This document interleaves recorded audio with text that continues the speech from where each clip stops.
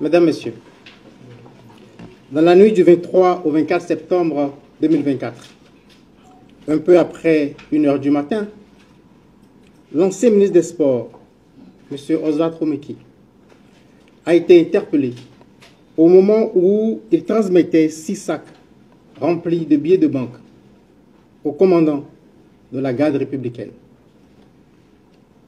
Des premières investigations.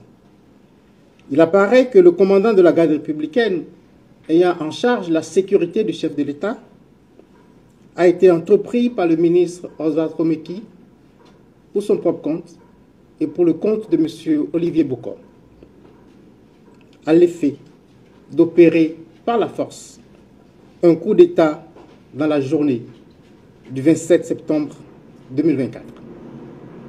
C'est dans ce cadre que dès le 6 août, les intéressés ont ouvert un compte bancaire dans les livres de la NCA Banque Côte d'Ivoire au profit du commandant de la garde républicaine.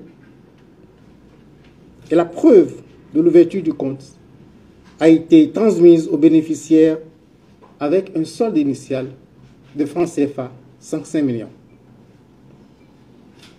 Pour achever de vaincre la résistance du commandant de la garde républicaine, ils lui ont promis et remis le 24 septembre 2024 en espèces une somme de francs CFA 1,5 milliard. Et cette somme est décomptée en 129 lots de 10 millions constitués de billets de 10 000 francs et 42 lots de 5 millions constitués de billets de 5 000 francs. Cette somme qui aurait été mobilisée par M. Olivier Bokor a été chargée dans un véhicule de type 4x4 de marque Toyota Prado appartenant à M. Oswald Romeki et muni d'une fausse immatriculation. C'est à l'occasion de la remise du dit véhicule et de la somme de 1,5 milliard de francs CFA que la brigade criminelle a procédé à l'interpellation de M. Oswald Romeki et du commandant de la garde républicaine. Dans l'heure qui a suivi, M.